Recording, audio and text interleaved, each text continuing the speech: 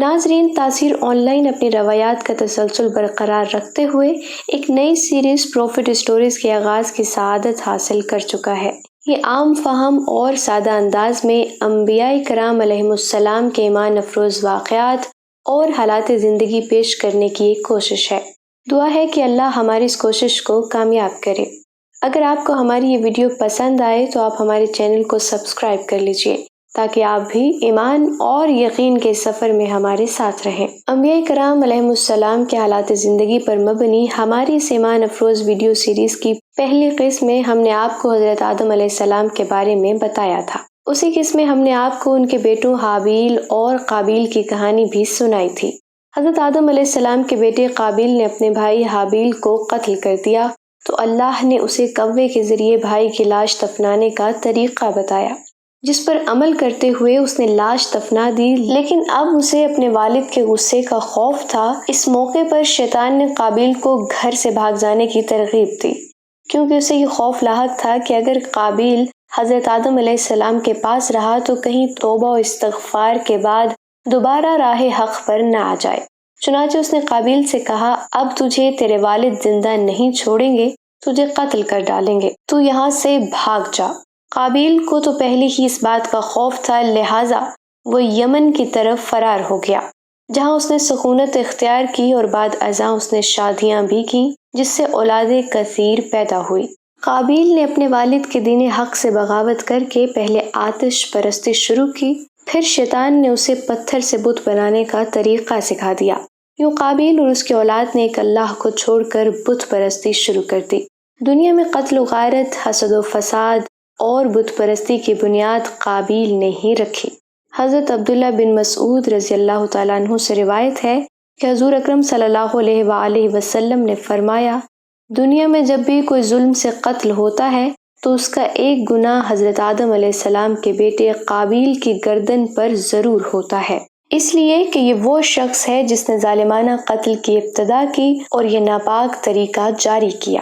حضرت آدم علیہ السلام کو جب بیٹے کے قتل کی خبر ملی تو وہ بہت غمزدہ ہو گئے، کیونکہ حابیل نہایت سعادت مند، فرما بردار، نیک اور شائستہ نوجوان تھا۔ اسی وجہ سے حضرت آدم علیہ السلام کو امید تھی کہ وہ اللہ کے دین کو آگے بڑھانے میں ان کا حامی اور مددگار ثابت ہوگا، اور بعض روایات کے مطابق حابیل کی شہادت کا بنیادی سبب بھی یہی تھا کہ قابیل کو بھی اندازہ ہو چکا تھا کہ والد کے بعد نبوت کا تاج حابیل کے ہی سر سجے گا، اور اسی حسد نے اسے بھائی کے قتل پر ابھارا۔ حابیل کے قتل کے بعد حضرت آدم علیہ السلام اور اماں حوا بہت اداس رہا کرتے تھے اور بیٹے کو یاد کر کے گھنٹوں آنسو بہایا کرتے تھے۔ حضرت آدم علیہ السلام اللہ سے دعا فرمایا کرتے تھے کہ اے اللہ، مجھے ایسی اولاد عطا فرما جو تیرے دین کو دنیا میں پھیلانے میں میری معاون و مددگار ہو، اور میرے بعد بھی تیرے پیغام کو دنیا میں عام کرے، میری صحیح جانشین ہو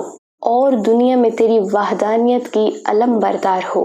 چنانچہ اللہ تعالیٰ نے اپنے پیارے نبی کی دعاؤں کو شرف قبولیت بخشا اور ایک نیک صالح بیٹے کی بشارت بھی سنا دی۔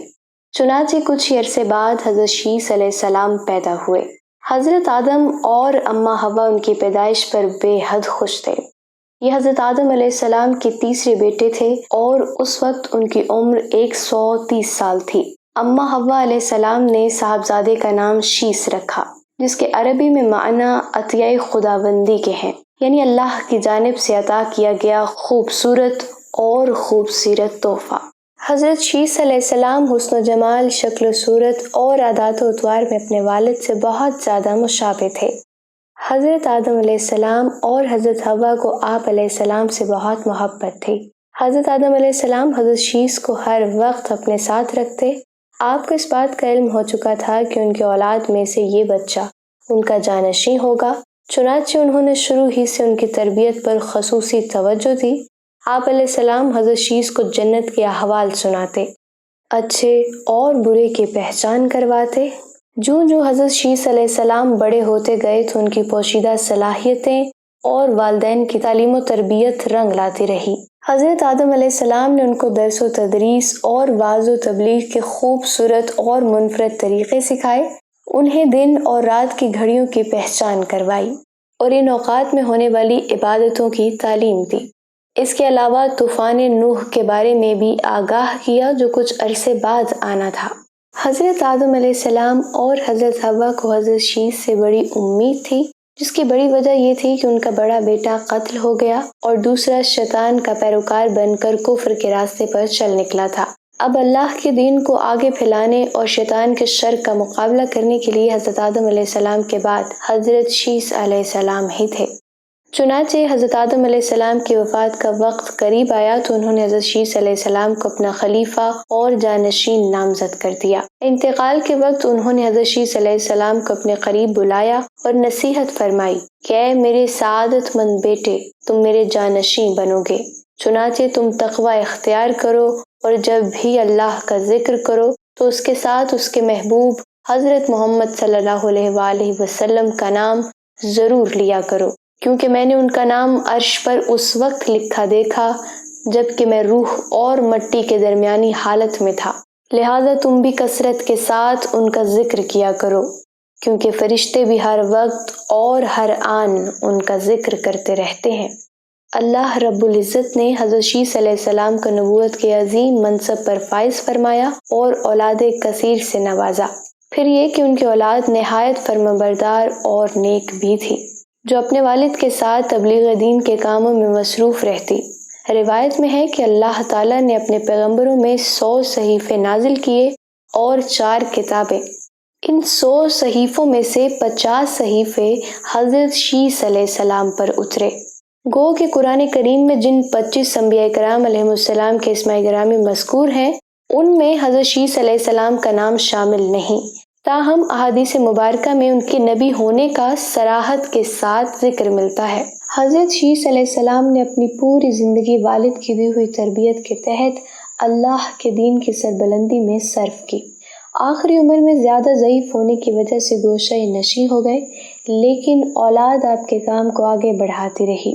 حضرت شیث علیہ السلام اپنے بھائی قابیل کی اولاد کے کفر و شرک میں مبتلا ہونے اور شیطان کا آلۂ کار بننے کی وجہ سے بڑے فکر مند تھے اور انہیں راہ راست پر لانے کی کوششوں میں لگے رہتے تھے، جنہوں نے اپنے باپ قابیل کی شکل کے بت بنا کر اس کی پوجا شروع کر دی تھی۔ روایت میں ہے کہ دنیا میں موجود تمام انسان حضرت شیث علیہ السلام ہی کی اولاد ہے، کیونکہ حابیل تو محض 20 برس کی عمر میں اپنے بھائی قابیل کے ہاتھوں شہید کر دیے گئے تھے اور انہوں نے کوئی وارث بھی نہیں چھوڑا تھا، جبکہ دوسرے بیٹے قابیل کی اولاد شیطان کی پیروکار، اللہ کے نافرماں اور کفر پر گامزن تھی، جسے طوفان نوح میں غرق کر دیا گیا تھا۔ مسلمانوں کی طرح یہودی اور عیسائی بھی حضرت شیث علیہ السلام کو حضرت آدم و حضرت حوا کا تیسرا بیٹا، نبی اور ان کا جانشین تسلیم کرتے ہیں، جبکہ وہ بھی اس بات کے قائل ہیں کہ موجودہ تمام انسان حضرت شیث علیہ السلام کی اولاد ہیں۔